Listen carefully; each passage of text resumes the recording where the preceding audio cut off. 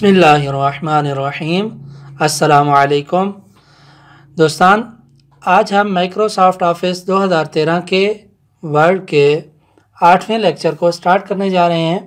इसमें हम आपको होम टैब में मौजूद स्टाइल्स ऑप्शंस, स्टाइल्स फॉर्मेटिंग के बारे में बताएंगे। तो आइए स्टार्ट करते हैं। ये हमारे पास स्टाइल्स मौजूद हैं, आप देख रहे हैं ये भी स्टाइल है, ये हर एक स्टाइल बना हुआ है डिफ़ॉल्ट। इधर आप जब वर्ड इंस्टॉल करते हैं माइक्रोसॉफ्ट तो आपके पास इधर ये मौजूद होते हैं।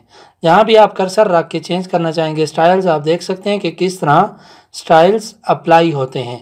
स्टाइल्स का फ़ायदा ये होता है कि अगर आपके पास एक डॉक्यूमेंट है कि जिसमें बहुत सारे पैराग्राफ्स मौजूद हैं, या मसलन हम तुल्लाब इधर अगर किसी किताब का तर्जमा वगैरह करना चाह रहे हैं, अरबी में है और उसे फ़ारसी या उर्दू में तर्जमा करना है, तो ये मैं अरबी ज़बान में पैराग्राफ लिखा हुआ है मैंने और ये मेरा उर्दू में है, तो मैं चाह रहा हूँ ये हर दो अलहदा फ़ॉन्ट्स में अलहदा स्टाइल्स में आए मेरे पास।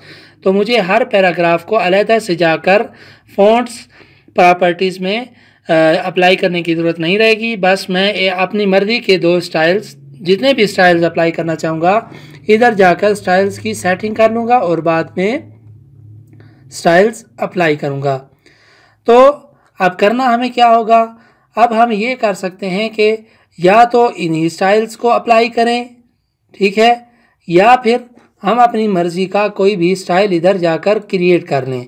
ये देखें हमारे पास क्रिएट स्टाइल है, हम स्टाइल क्रिएट करेंगे, नाम स्टाइल 1 है, या मसलन आप कुछ भी दे सकते हैं। मसलन मैं कुरानी आयात का अलहदा से फ़ॉन्ट लिखना चाह रहा हूँ, तो मैं इधर कुरान मसलन लिख देता हूँ और डायरेक्ट इसे हमें मॉडिफाई भी करना है। मॉडिफाई करने के लिए यानी इसमें हमने सेटिंग करनी होगी इसकी कि हमें इसमें फ़ॉन्ट कौन सा चाहिए, ठीक है। मसलन ये हमारे पास बहुत सारे फ़ॉन्ट हैं, हमें जो भी फ़ॉन्ट चाहिए होगा, साइज़ चाहिए होगा, ठीक है। हमें बोल्ड करनी है आयात कुरानी और मसलन हमें उसे अंडरलाइन करना है तो अंडरलाइन कर लेंगे, और मसलन हम इन्हें कलर देना चाहते हैं, कलर दे सकते हैं। और इसी तरह इसके अंदर फॉर्मेट में जाकर हमारे पास और भी ऑप्शंस मौजूद हैं। हम फ़ॉन्ट्स में आगे जाकर काम करना चाहते हैं, ये देखें। और इसी तरह पैराग्राफ में, टैब्स में बॉर्डर लगाना चाहते हैं हम, ठीक है, कोई भी बॉर्डर लगा सकते हैं। और इसी तरह अगर फ्रेम वगैरह रखना चाहते हैं, लैंग्वेज देखना चाहते हैं, नंबर रखना चाहते हैं, आप आयत के शॉर्टकट की अगर आप इस्तेमाल करना चाहते हैं, मसलन हमारा कुरान के हवाले से हमने इसको स्टाइल को क्रिएट कर रहे हैं तो कंट्रोल Q दबा देते हैं, तो बाद में इसे असाइन करना होगा हमें। असाइन करने के बाद हम इसे क्लोज़ कर देंगे और जैसे ही हम ओके करेंगे हमारे पास एक स्टाइल ऊपर देखें कुरान के स्टाइल के नाम से हमारे पास इजाफा हो गया है इसमें।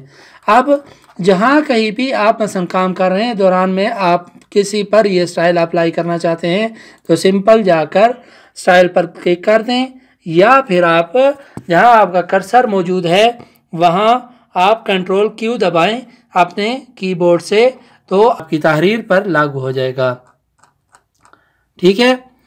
ये इसी तरह आप अगर मसलन इसकी फॉर्मेटिंग क्लियर करना चाहते हैं तो स्टाइल की, तो इधर जाकर क्या कर सकते हैं, क्लियर कर सकते हैं, ठीक है। इसी तरह मसलन हम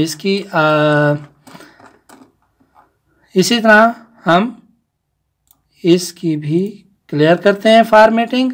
और स्टाइल्स आपके पास अगर बहुत ज़्यादा हो गए हैं, आप काम करना चाह रहे हैं, तो दोबारा इधर जाकर रिमूव फ्रॉम स्टाइल गैलरी से जाकर इन्हें रिमूव भी कर सकते हैं। वैसे डिफ़ॉल्ट जो स्टाइल होता है हमारे पास वो नॉर्मल होता है, आप जो भी इधर सेटिंग रखेंगे वो सेटिंग इधर आ जाएगी, लेकिन आप कोई ख़ास फॉर्मेटिंग रखना चाहते हैं तो मॉडिफाई में जाकर इसकी सेटिंग भी कर सकते हैं। इंशाल्लाह हम अगले लेक्चर्स में आपको बताएंगे कि इन स्टाइल से एक और भी मुहिम काम लिया जा सकता है। मिलते हैं इंशाल्लाह अगले लेक्चर्स में, तब तक के लिए अल्लाह हाफ़िज़।